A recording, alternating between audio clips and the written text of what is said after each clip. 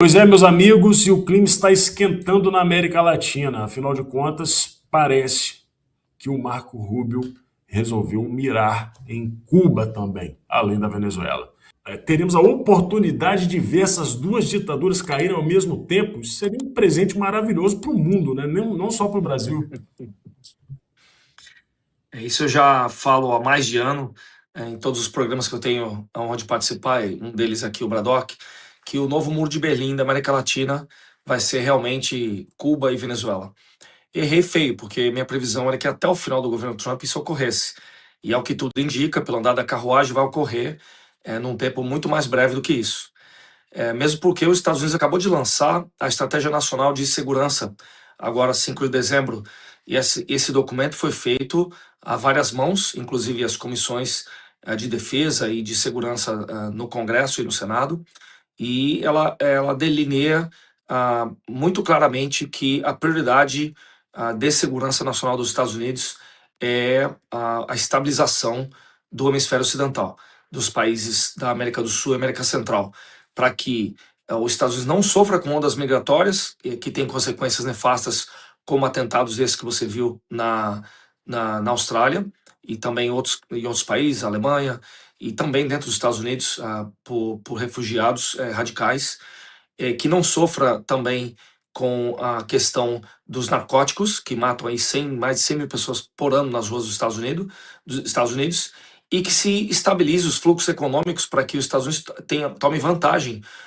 de compra de insumos, que sejam eles agrícolas, sejam eles de minerais raros, sejam eles de capital intelectual, como é o êxodo dos intelectuais desses países todos que estão em penúria econômica, incluindo o Brasil, entrando nos Estados Unidos para ter uma vida melhor. Você traz invariavelmente pessoas qualificadas para ajudar a economia americana. Então essas são as prioridades dos Estados Unidos. A questão da Venezuela já está sedimentada. Um terço da frota de deployment dos Estados Unidos está posicionada na frente da Venezuela. Isso é um movimento militar sem precedentes. Eu já tinha por mim que os Estados Unidos deveria ter atacado há quase 2 meses atrás, mas enquanto a frota está lá, está gastando dinheiro, quase US$ 1 bilhão por dia para manter alimentado, manter o gasto em combustível e fazendo exercício constante para que eles estejam prontos para um ataque, para enfraquecer as Forças Armadas venezuelanas e ajudar a mudança do regime, ou mesmo tropas no território da Venezuela, o que eu acho improvável. Mas a questão é que o tempo está passando, a janela de oportunidade vai se fechando, porque você tem elementos da Rússia, o Irã e a China ajudando o governo Maduro, mas eu vejo com o resgate da Maria Corina, esse resgate espetacular pelo mar, em que o próprio soldado que participou da operação de resgatar ela, tirar ela de lá do país, os familiares dela, inclusive o González, Edmundo González, o presidente que foi eleito reconhecido como presidente de fato da Venezuela, já estando fora do país. Eu acho que uma ação que para mim já era iminente há um mês atrás é premente agora.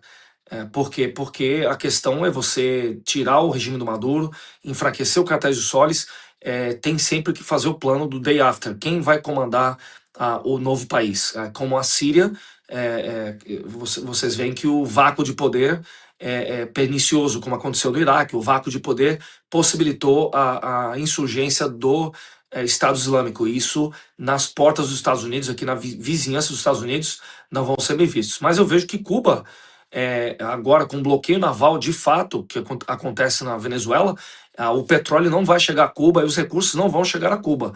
Cuba, quanto mais demorar esse bloqueio naval do espaço territorial em volta da Venezuela, mais chances tem de Cuba cair primeiro, antes mesmo da ação na Venezuela. Então vamos aguardar os próximos passos, mas os Estados Unidos deixou claro na Estratégia Nacional de Segurança que os Estados Unidos vai ser a maior força, não só diplomática, econômica e militar do hemisfério ocidental para impedir que a China se alastre no continente e se torne uma ameaça nas portas dos Estados Unidos. Se houver um conflito com a China, que esse conflito seja lá no mar territorial da China, lá perto de Taiwan, não aqui nas proximidades onde o risco de uma guerra, um confronto direto, ameaça os cidadãos americanos diretamente. Rodrigo Constantino, o Foro de São Paulo prometeu conquistar aqui na América Latina o que eles perderam no leste europeu. Temos aí ventos de liberdade, a eleição no Chile e agora essa fala de Marco Rubio. Será que teremos a oportunidade de assistir à queda desse projeto de poder do Foro de São Paulo? E não tem outro jeito, é só pela força? Ou seja, os próprios americanos, o secretário de Estado americano falando que provavelmente o Maduro só sairá do poder eliminado, é isso mesmo? É a única língua que eles entendem? Me parece que sim, Dácio. Eu não consigo acreditar nos irmãos Batista convencendo Maduro a renunciar e ir para o Catar curtir a fortuna. Até porque o Maduro deve ter muito medo de ser assassinado pelos companheiros, né, principalmente. Pela turma cubana, iraniana, sei lá. Ele sabe muito podre de muita gente, ajudou muita gente e foi ajudado por muita gente nesse período, né?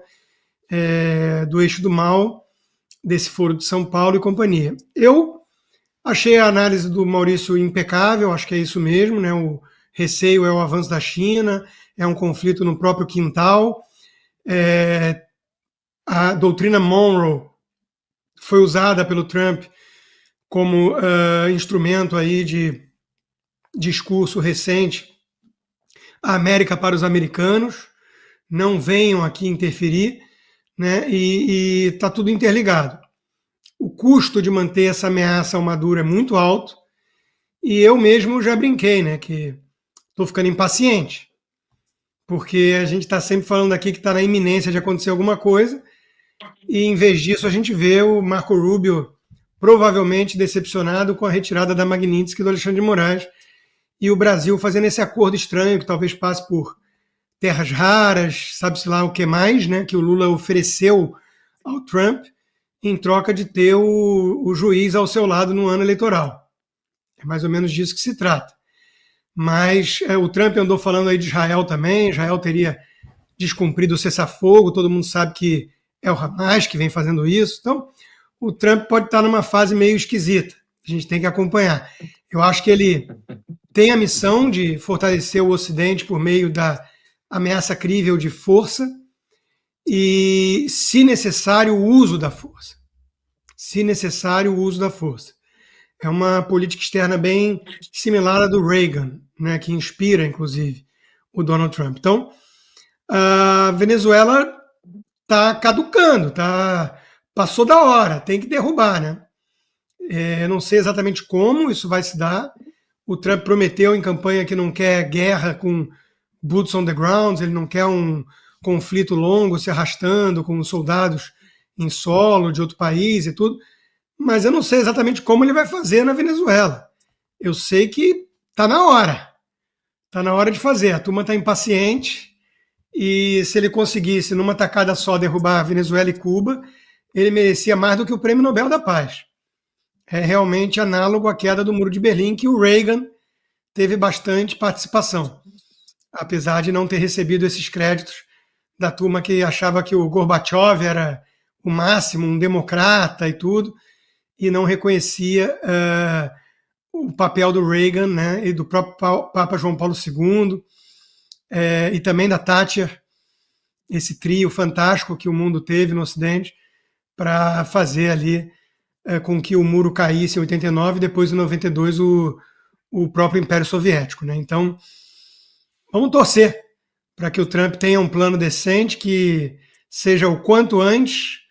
Não sei se ele não está querendo evitar cenas de sangue escorrendo na véspera de Natal, talvez fique para o comecinho de 2026, não sei. Mas que seja o quanto antes, Darcio, porque é o que nós queremos. Aí Consta, eu vou aproveitar que eu roubei a cadeira do Serrão para poder fazer aqui um bate-bola, jogo rápido, e tem duas perguntas para você e para o Galante, vendo aqui o chat, as pessoas perguntando. Vamos lá. Se o Maduro for eliminado, neutralizado, pode ser que não tenha como ele entregar o Lula, por exemplo. Agora, se ele entregar o poder, pode ser que ele negocie entregando o Lula, ou seja, derrubando Cuba e Venezuela, os Estados Unidos levariam o Brasil de brinde. Ou melhor, o mundo teria a oportunidade de ver o Brasil livre, e o que é o que todos esperamos. Então, portanto, seria possível que o Maduro entregasse o Lula? E se ele faz isso, como é que fica a relação dessa amizade, do Trump mandando mensagens, né? Agora parece que mandou mensagem de aniversário para o Lula, alguma coisa nesse sentido. Como é que fica essa relação? Vai azedar, né?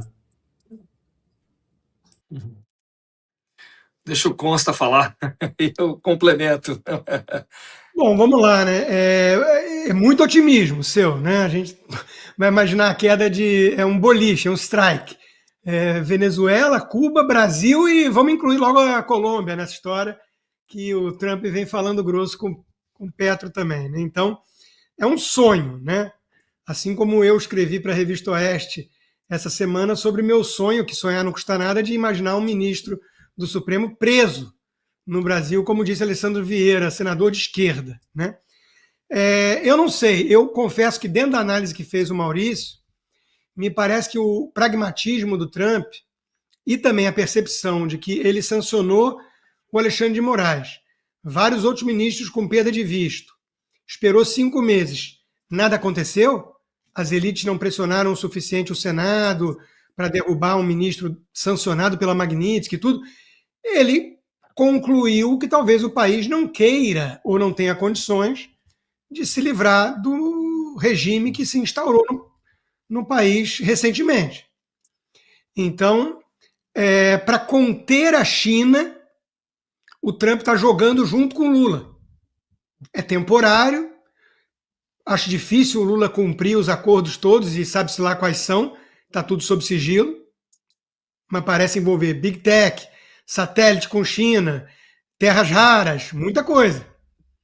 Lula vai entregar isso tudo, combate à corrupção, crime organizado, pouco provável, né? Então, o Trump sempre vai ter a justificativa, né, o argumento de que o Lula não cumpriu e a relação mudou de novo.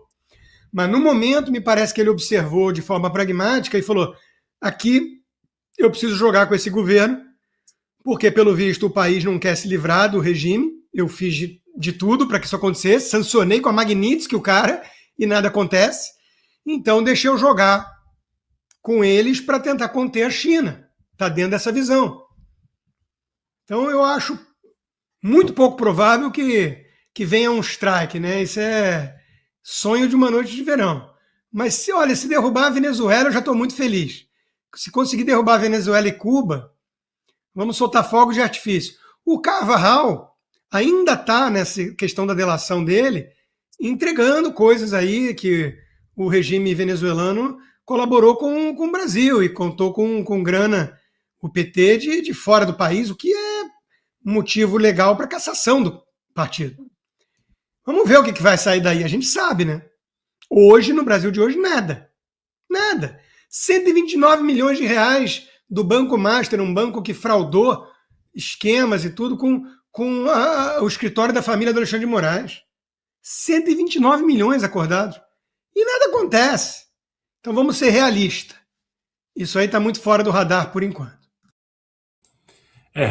Infelizmente no Brasil a gente só pode sonhar mesmo, né? Porque fazer alguma coisa está muito difícil. Não temos nem o Congresso para poder fazer essa luta, mas assim, tem uma curiosidade aí, Galante. O Constantino estava falando que o Trump estaria usando o Lula para conter a China. O Lula que vem operando praticamente como o office boy do Xi Jinping, né? Como é que vai ficar essa situação? Indicou o seu poste, né, para dirigir um banco, o Banco dos BRICS. É muito estranho isso. E outra coisa, né? Será que tem rumores aí, pelo menos eu fiquei sabendo, que o Marco Rubio queria continuar pressionando e foi orientado a não pressionar o Brasil? Seria, portanto, uma estratégia do Marco Rubio ir no ovo da serpente, que é Cuba, com a ciência de que pode acontecer esse strike apontado por Constantino, tem uma tensão interna, e quando o Lula tiver que tomar a decisão de que lado ficará, como é que isso pode ficar? Como é que você está enxergando essa trama? Que isso virou uma novela mexicana, né? Embora o assunto seja Brasil, Venezuela, Cuba e Estados Unidos. E aí, será que Lula vai trair o Xi Jinping ou ele está tentando enganar o Trump? Eu adoro discutir com pessoas inteligentes aqui, esse formato aqui, 3 pessoas conversando num painel, é formidável. Constantino está redondamente certo. E eu adorei a análise que o Constantino fez essa semana sobre o Trump abandonou o Brasil. Foi uma das análises mais sóbrias e mais on target, on point que eu já vi na internet. Tem um monte de palpiteiro por aí, mas quem entende de geopolítica mesmo, que nem o nosso irmão Constantino aqui, ele consegue conectar os dots. Por quê? Porque ele tem uma visão macro. A pessoa que estuda e entende que tudo está conectado, entende que esse jogo de Magnitsky, Alexandre de Moraes, Lula, Xi Jinping, Trump, a Europa é o tabuleiro desse jogo de xadrez. Esquece xadrez 4D. Não existe xadrez 4D. Existe um tabuleiro enorme que é do tamanho do mundo. Então, percebam que para você executar um plano de poder como o Foro de São Paulo conseguiu aí antes do Bolsonaro assumir, você vê que a maioria dos países, se não todos, eram de esquerda, não é isso, Constantino? Não deixa eu errar. E você teve aí o Brasil conseguiu virar a página, mas depois retornou de novo ao poder deles.